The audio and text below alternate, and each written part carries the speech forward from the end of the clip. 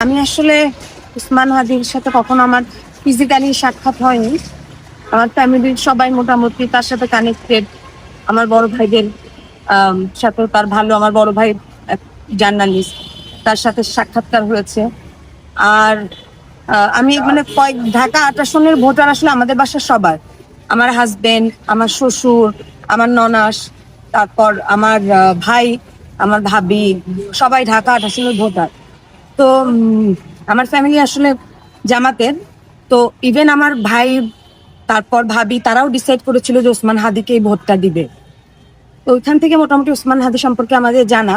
আর জুলাইয়ের পর থেকে তো তার মোটামুটি স্লোগান দিয়ে সে পরিচিত আমাদের সবার মাঝে। ওখান থেকে তাকে শুনি, তার কথা শুনতে খুবই ভালো লাগে, মনোমুগ্ধকর শ্রোতার মতো আমরা তার কথা শুনেছি। তো ওইখান থেকে যে একটা কি বলবো আত্মিক টান ওখান থেকেই ছিল।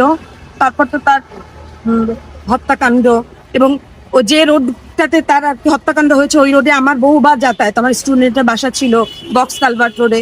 ওই জন্য আমার মানে কি বলবে, পুরানো স্মৃতি জেগে ওঠা, বা সেই আমার ইউনিভার্সিটি লাইফের তখন তার সেই স্মৃতির সাথে এটা আসলে আমার কানেক্টেড হয়ে ব্যাপারটা আরো সেন্সিটিভ হয়ে গিয়েছিল আমার কাছে। তো তারপর তো হত্যা করা হলো তাকে। আমরা তখন থেকে মানে আমিও, আমার মোটামুটি আশাবাদ ছিল অন্যান্য দেশের নাগরিকদের মতো যে হয়তো আল্লাহ তাকে ফিরিয়ে দিবেন, কিন্তু আল্লাহ তার দোয়া আসলে কবুল করেছেন। 2 দিন আগেও তার সাক্ষাৎকার যেটা মানে পরে প্রচারিত হয়েছে যে সে আসলে শহীদি তামান্না তার ছিল।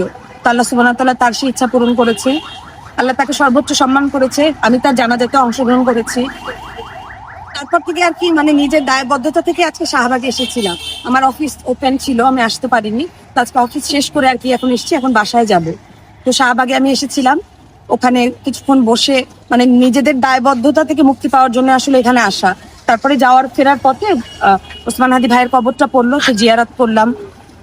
এই তো আমরা ন্যায় বিচার চাই। ইন্টারিম আসলে চুপ আছে এখনো। তারপর সঙ্গত কারণে বা অসঙ্গত কারণে কেউ এই ব্যাপারে কোনো মানে মুখ খুলতেই নারাজ। অথচ মানে প্রথম আলোতে হামলা হলো, সেখানে 2 দিনের মাথায় সব ধরা পড়লো, মানে ধরলো আর কি। এবং মানে কি বলে, ইসলামের প্রতি যে একটা বিদ্বেষ, সেটা ইন্টারিম সরকার হোক, প্রথম আলো হোক, বা বামদের যে মেঘমল্লার এত মানে করে বেরিয়েছে আমাদের ডাকসু নির্বাচনের সময়। ডাকসুতের নির্বাচনের সময় মেঘমল্লার এখান থেকে মানে বলেছে যে হ্যাঁ অমুক চাই তমুক চাই, 2 দিন পরই তার। অথচ এই আমাদের হাদি ভাইয়ের ইস্যুতে সে কিন্তু একটা পর্যন্ত বামদের সাইড থেকে হোক, এই যে ছায়ানটে হামলা হলো, সাথে সাথে মানে তারা সোচ্চার 5 জনের মিছিল, তবুও সেটাকে হাইলাইট করে বারবার প্রথম আলো, এই ইন্ডিয়ার দালাল যে মিডিয়া, এগুলো আসলে প্রচার করে। তো আমরা চাই আসলে আমরা ইন্ডিয়ার আধিপত্য থেকে মুক্ত পেতে চাই, যেটার জন্য আমাদের হাদি ভাই জীবন দিয়ে গিয়েছে। তো আমরাও সেটা থেকে মুক্তি চাই। আমি একজন দেশের সচেতন নাগরিক হিসেবে আমি চাই এই হত্যার সুষ্ঠু বিচার হোক। কারণ এই হত্যার দিয়ে শুরু, কোথায় যে শেষ হবে আমরা জানি না। আমাদের নর্মাল নাগরিক মানে রাস্তাঘাটে হাঁটা চলাই যদি এরকম এত মানে কি বলে মানে এত তুচ্ছ হয়ে যায় আমাদের জীবন, আমাদের এই ভাইয়ের জীবন কিছুই কিন্তু করেনি, শুধু কতগুলো কথার জন্য তারা জীবন চলে গিয়েছে। তো এইটা যদি আমাদের এনশিওর না করতে পারে, তাহলে তো আসলে জুলাই আন্দোলনটা পুরোটাই বিফলে যাবে আমাদের।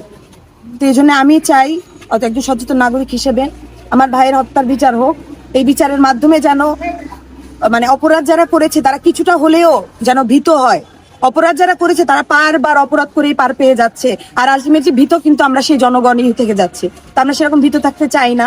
জীবন যেহেতু একজনের গিয়েছে, আরো সবাই জীবন দিতে প্রস্তুত। ওসমান হাদি গিয়েছে, তাতে কি হয়েছে? লক্ষ লক্ষ হাদি। এই যে আমি এতদিন আসিনি, বা এই যে দায়বদ্ধতা থেকে এসেছি, তাই ওসমান হাদি শহীদ শাহাদাতের মাধ্যমে আমাদের আসলে ওই জায়গাটাতে আমাদের দায়বদ্ধ করে গিয়েছে যে আমাদের এই হত্যাকাণ্ডের বিচার করতে হবে। এবং এই বিচারের আসলে সোচ্চার হওয়া আমাদের জন্য নিজেদের জন্যই আসলে আমাদের জরুরি। কারণ এই হত্যার উপর ভর করেই আমাদের সামনে খুবই সুন আমাদের নির্বাচন হতে যাচ্ছে ফেব্রুয়ারিতে। তো আমাদের ওই নির্বাচনেও নিরাপত্তা